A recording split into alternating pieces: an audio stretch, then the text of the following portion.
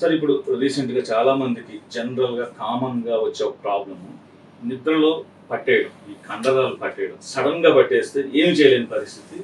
And ఇప్పుడు ఒక పని చేస్తున్నా సడెన్‌గా సైకిల్‌లోకి దిగిన వెంటనే ఇలాంటప్పుడు అన్‌ఎక్స్‌పెక్టెడ్‌గా ఏదైనా యాక్టివిటీ ఏదైనా తీసుకోవాలని చెప్పి ఇట్లా చెయ్యి పైకెత్తిన పట్టేయడం. ఇది ఎందుకు జరుగుతుంది? ఈ కామన్ ఇష్యూని ఏ టైంలో సీరియస్‌గా తీసుకోవాలి? అబ్సల్యూట్లీ మంచి క్వశ్చన్ అడిగారు. రోజు మేము 100 మంది పేషెంట్స్‌లలో 25 మంది ఇవే క్వశ్చన్స్, ఇవే సమస్యలతో వస్తుంటారండి.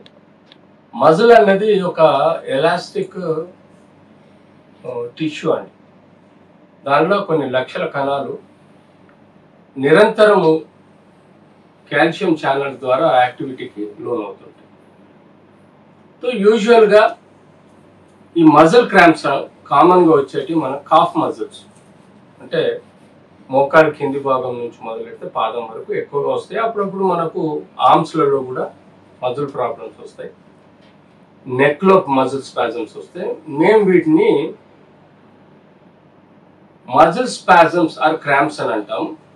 ఇవి వెన్నుపూసలో మజిల్ స్పాజమ్స్ అని అంటాం, పారాస్పైనల్ మజిల్ స్పాజమ్స్ అంటాం.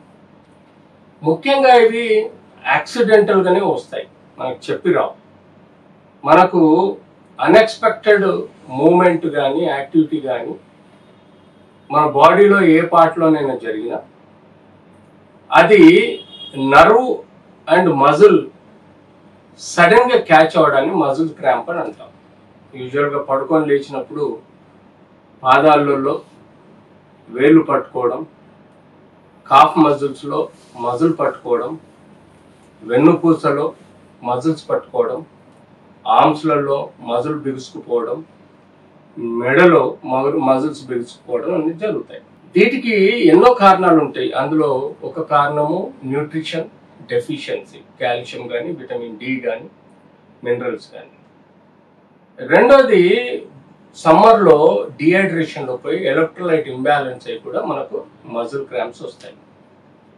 మూడోది సడన్గా మనం నిద్రలో ఒక డ్రీమ్లో వెళ్ళిపోయి సైకలాజికల్ చేంజెస్ వచ్చి మన లిమ్స్ని కానీ నెక్ని కానీ బ్యాక్ని కానీ ఇన్వాలంటరీగా మూమెంట్ చేసినప్పుడు ఈ మజిల్ నరం పట్టుకొని మజిల్ క్రాంప్స్, మజిల్ పెయిన్స్ వస్తాయి.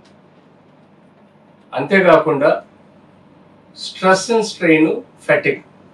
ఎప్పుడైతే ఒక వ్యక్తి ఫ్యామిలీ పరంగా బిజినెస్ పరంగా తను అనుకున్నది సాధించలేకపోతే సడన్గా డిప్రెషన్లో లోనవడం, సడన్గా ఎక్సైటేషన్కి లోనవడం, దాంతో బాడీలోని కండరాలన్నీ ఫెటిగ్ అవుతాయి. అంటే ఫెటిగ్ అంటే స్పాజంలో పోతాయి, ఫెటిగ్ సిండ్రోమ్ అని అంటాం. సో ఇలాంటి ఎన్నో కారణాలు మనము ఈ మజిల్లో ఈ నరం పట్టేసుకోవడం వల్ల కండరాలు బిగుసుకుపోవడం జరుగుతుంది. సో అబ్సల్యూట్లీ ఈ న్యూరోమస్కులర్ డిజార్డర్స్ కానీ, హీట్ కానీ, ఫెటిగ్ కానీ, డిహైడ్రేషన్ కానీ, ఎలక్ట్రోలైట్స్ కానీ, poor condition of the activity, వీటన్నిటి వల్ల మనకు ఈ కాఫ్ మజిల్స్ ఎక్కువగా మనకు నొప్పి చూస్తాం. సో ఎప్పుడైతే మజిల్ క్రాంప్ వస్తుందో రిలాక్స్గా ఉండి కొంచెం గోరువెచ్చని నీళ్ళతోటి ఆర్ పెయిన్ స్ప్రే కానీ మనము అప్లై చేసుకొని స్లోగా ఆ ఏరియాలో యాక్టివిటీ చేస్తుంటే మజిల్ రిలాక్స్ అయ్యే ఆస్కారం ఉంటుంది. సో కారణం తెలుసుకోవాలి. ఎందుకు వీపులో కండరాలు పట్టేసాయి, ఆర్మ్లో కండరాలు పట్టేసాయి, మెడలో కండరాలు పట్టేసాయి, పాదంలో కండరాలు పట్టేసాయి, అలాగే కాఫ్లో అంటే మోకాలి కింది భాగంలో. ఒక్కొక్క దానికి ఒక్కొక్క కారణం ఉంటుంది. వెన్నుపూసలో కండరాలు పట్టేసినప్పుడు దానికి కారణం డిస్క్ ప్రొలాప్స్ ఉంటుంది, స్పాండిలోసిస్ ఉంటుంది, స్పాండిలైటిస్ ఉంటుంది, స్పాండిలిస్థెసిస్ ప్రాబ్లమ్స్ ఉంటాయి, ఆస్టోపోరోసిస్ ఉంటుంది. అదే మీకు మోస్ట్ కామన్గా కాఫ్ మజిల్స్లో లాంగ్ టర్మ్ మీరు ఎక్కడైనా like police constables long term నిలబడి ఉన్నా, మీరు కానీ నిలబడి ఉన్నప్పుడు ఒక అన్టువర్డ్స్ స్ట్రెయిన్ అన్నది మన కాఫ్ మజిల్స్లో ఉండే గ్యాస్ట్రోనీమియస్ మజిల్స్ ఎక్కువగా స్ట్రెయిన్ అవుతాయి. ఎందుకంటే అది అలవాటు లేని స్టాండ్ అయితే కంపల్సరీ స్ట్రెయిన్ అవుతాయి. అదే అలవాటు ఉన్న కానిస్టేబుల్స్కి వాళ్ళకి యూజువల్గా క్రాంప్స్ రావు. అంతేకాకుండా ఎండలో ఎక్కువ నిలబడటం వలన స్వెట్ ద్వారా మనకు ఎక్కువగా ఎలక్ట్రోలైట్స్ ఇంబ్యాలెన్స్ అయ్యి బాడీలో సోడియం, పొటాషియం, క్లోరైడ్ లాంటి లవణాలు దెబ్బతింటం వల్ల మనకు బాడీలో ఉండే మజిల్స్ అన్ని క్రాంపులోనే ఆస్కారం ఉంటుంది. మనం ఎక్కువగా ఎండలో ఎక్స్పోజ్ కాకపోవటం వల్ల, అంటే యూజువల్గా మనం డైలీ ఒక హాఫ్ అన్ అవర్ సూర్యరశ్మి, ఎండలో అంటే చల్లటి సూర్యరశ్మికి మన బాడీ మొత్తాన్ని ఎక్స్పోజ్ చేస్తే మన బాడీకి విటమిన్ డి అనేది స్కిన్ ద్వారా ప్రొడ్యూస్ అవుతుంది. ఈ మధ్య కాలంలో ఎక్కువగా మనం ఇండోర్లో ఉండడం, అందులో ముస్లిమ్స్ బుర్కాలు తొడుక్కోవడం, పూర్తిగా గుడ్డలతో కప్పుకొని బయటికి పోవడం వలన కూడా మనకు సూర్యరశ్మి పడక విటమిన్ డి డెఫిషియన్సీ వస్తుంది. అందుకనే మీరు అమెరికాలో, వెస్ట్రన్ కంట్రీస్లో చూస్తారు, ఎక్కువ మంది సన్ బాత్ అని చెప్పేసి బీచ్ సైడ్లో కేవలం అండర్వేర్ షార్ట్స్ తోటి పడుకొని ఎక్స్పోజ్ అవుతుంటారు. దానికి కారణం విటమిన్ డి డెఫిషియన్సీ చూసుకోవడానికి. దానికి ఓరల్ టాబ్లెట్స్ హెల్ప్ చేయవు. అలాగే మనకు కాల్షియము మనం తీసుకునే ఆహారము, green vegetables, salads, milk products తోటి తీసుకున్నప్పుడు మనకు కాల్షియం ఉంటుంది, కానీ అది అబ్జర్వ్ కావాలన్నా కూడా విటమిన్ డి అనేది మనకు సపోర్ట్ అవుతుంది. అంతేకాకుండా మనం ప్లెయిన్ వాటర్తో పాటు సఫిషియంట్ మినరల్స్ ఉన్న వాటర్స్, లిక్విడ్ డైట్స్, జ్యూసెస్ తీసుకుంటే మనకు బాడీలో కూడా మినరల్స్, విటమిన్స్ ఎక్కువగా ఉండే ఆస్కారం ఉంటాయి. తద్వారా కూడా మనకు ఈ యొక్క క్రాంప్స్ వచ్చే ఆస్కారం ఉండదు. సో సైకోసోమాటిక్ డిజార్డర్స్ అంటే ఇందాక మీకు చెప్పాను ఆలోచన.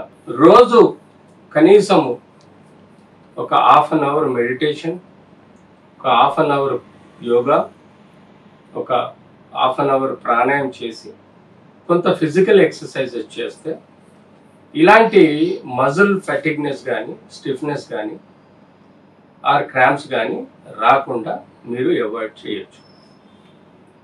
మన మెదడు నుంచి వచ్చే నరాలు ప్రతి కండరానికి ఒక బ్రాంచ్ రూపంలో, రూట్ రూపంలో సప్లై చేస్తుంది.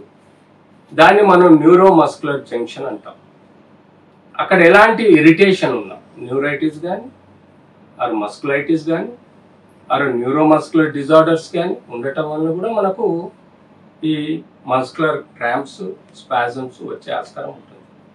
సో వీటన్నిటిని పరిగణలో తీసుకొని నేను కారణము, దానికి సంబంధించిన కేర్ చెప్పడం, వాటిని మీరు సరైన పద్ధతిలో పాల్గొనగలిగితే ఆర్ ఫాలో కలిగితే ఈ మజిల్ క్రాంప్స్ నుంచి మీరు అవాయిడ్ చేయొచ్చు, మీరు హ్యాపీగా ఉండొచ్చు.